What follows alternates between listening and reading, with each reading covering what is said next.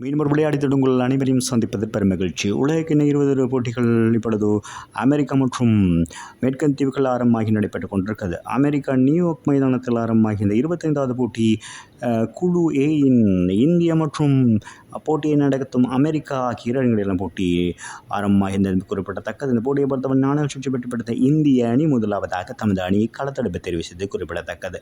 அதன் அடிப்படையில் அமெரிக்க அணியை பொறுத்தவரை ஆரம்பத்திலே ஹர்ஷீப் சிங் இந்திய அணி சார்பாக பந்து வீசி வந்து அதிர்ச்சி அளித்திருந்தார் என்பது குறிப்பிடத்தக்கது.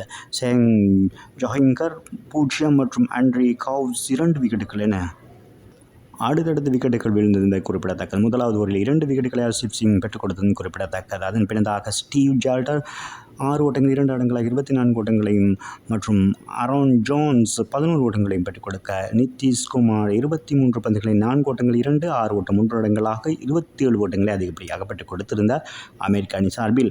கொரி ஆண்டர்சன் 12 பந்துகளில் 4 ஓட்டம் 1, 6 ஓட்டம் 3 அடங்களாக 15 ஓட்டங்களை பெற்றுக் கொடுத்த ஆட்டமிழக்க ஹர்பீட் சிங் 10 ஓட்டங்களோடு ஆட்டம் இழந்திருந்தார். அதன் பின்னதாக ஜஸ்தீப் சிங் 2 ஓட்டங்கள்.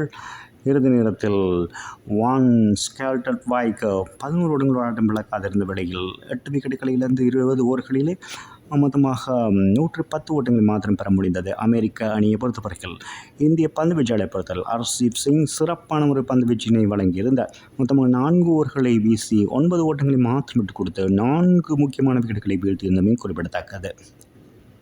அவருக்கு பக்கபலமாக ஹார்திக் பாண்டியா 4 ஓவர்களில் மொத்தமாக 14 ஓட்டங்களை மாத்திரம் விட்டுக் கொடுத்து 2 விக்கெட்டுகளையும், அக்ஷர் பட்டேல் 1 விக்கெட்டையும் வீழ்த்தியிருந்தது குறிப்பிடத்தக்கது. ஆகவே இந்திய அணி இந்த போட்டியில் வெற்றி பெற்று தமது அணியை சூப்பர் 8க்கு முன்னேற்ற வேண்டிய ஒரு கட்டாயத்தில் இருந்தது. ஆகவே 111 ஓட்டங்கள் தேவை என்ற அடிப்படையில் இந்த போட்டியில் ரோஹித் சர்மா வந்த வேகத்திலே சிறப்பான முறையில் துடுப்படுத்த ஆடுவார் என்று எதிர்பார்க்கப்படும் எண்ணம். விராட் கோலி 0 ஆட்டம் இழக்க விராட் கோலி ஆட்டம் இழந்த பின்னதாக ரோஹித் சர்மா 6 ஓட்டங்களோடு ஆட்டம் இழக்க 2.2 பந்து வீச்சில் 10 ஓட்டங்களுக்கு 2 முக்கியமான விக்கெட்டுகளை இழந்து தடுமாறி இந்த இந்திய அணிக்கு ரிஷாட் பண்ட் ஓரளவுக்கு நம்பிக்கை கொடுத்து இந்த 20 பந்துகளில் 4 ஓட்டம் 1, 6 ஓட்டம் 3 இடங்களாக 18 ஓட்டங்களை பெற்றுக் கொடுக்க 3வது விக்கெட்டுக்காக சூரியகுமார் யாதவோடு 32 பந்துகளை எதிர்கொண்டு 29 ஓட்டங்கள் இணைப்பாட்டம் பகிர்ந்தப்பட்டதும் குறிப்பிடத்தக்கது. அதன் பின்னதாக ரிஷாட் பண்ட் ஆட்டம் இழக்க 4வது விக்கெட்டுக்காக சூரியகுமார் யாதவ் மற்றும் சிவம் தூபே ஆகிய இருவரும் 65 பந்துகளை எதிர்கொண்டு 72 ஓட்டங்கள் முக்கியமான ஒரு இணைப்பாட்டத்தின் அமைத்ததன் காரணமாக இந்த போட்டியில் சிறப்பான முறையில் 18.2 பந்து வீச்சில் 3 விக்கெட்டுகளை மாத்திரம் இழந்து 111 ஓட்டங்களை பெற்றுக் கொடுத்து இந்த போட்டியில் வெற்றி பெற்றிருக்கிறார்கள் 7 விக்கெட்டுகள் வித்தியாசத்தில்.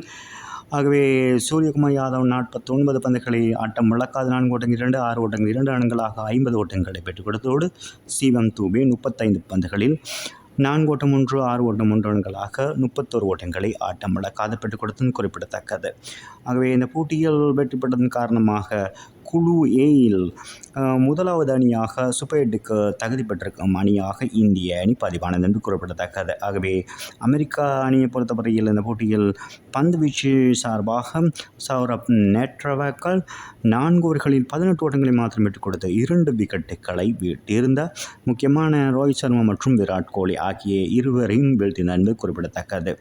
அலிகான் 1 விக்கெட்டையும் வீழ்த்தியதோடு இந்த வெற்றியோடு இந்திய அணி பொறுத்தவரையில் குழு ஏயில் 3 போட்டிகள் பங்கேற்று 3 போட்டிகளும் வெற்றி பெற்று 6 புள்ளிகளோடு முதலாம் இடத்தையும், அமெரிக்க அணி இந்த போட்டியில் தோல்வியடைந்திருந்தாலும் 3 போட்டிகள் பங்கேற்று 2 போட்டிகள் வெற்றி 1 போட்டி தோல்வி அடங்கலாக 4 புள்ளிகளோடு 2ஆம் இடத்தையும் பிடித்திருக்கிறது. அயர்லாந்து அணிக்கு எதிரான போட்டியில் அமெரிக்க அணி வெற்றி பெறுகிறாயின் அவர்களும் அடுத்த சூப்பர் 8க்கு செல்லக்கூடிய வாய்ப்பு இருக்கிறது. அந்த போட்டியில் தோல்வியடையும் பட்சத்தில் மீண்டும் பாகிஸ்தானுக்கு ஒரு வாய்ப்பு இருக்கிறது. அவர்கள் பங்கேற்கும் போட்டியில் கட்டாயமாக வெற்றி பெற்று அடுத்த சுற்றுக்கு செல்லக்கூடிய வாய்ப்பு இருக்கிறது. பொறுத்து பார்க்க வேண்டும் இந்த போட்டி தொடரை யார் வெற்றி பெறப் போகிறார்கள், அடுத்த சுற்றுக்கு தெரிவாக்கப் போகிறார் என்பது குறிப்பிடத்தக்கதாகவே இந்த போட்டியில் சிறப்பாக செயற்பட்டு 4 ஓவர்களில் 9 ஓட்டங்களுக்கு 2 விக்கெட்டுகளை வீழ்த்திய ஹர்ஷீப் சிங் இந்த போட்டியின் ஆட்ட நாயகன் விருதினை பெற்றுக் கொண்டார் என்பது குறிப்பிடத்தக்கது. மீண்டும் ஒரு விளையாடி உங்களை சந்திக்கும் வரை உங்களிடம் விடைபெறுவது உங்கள் அன்பின் பதிலை தாஸ். வணக்கம் என்று சொன்னீங்களே.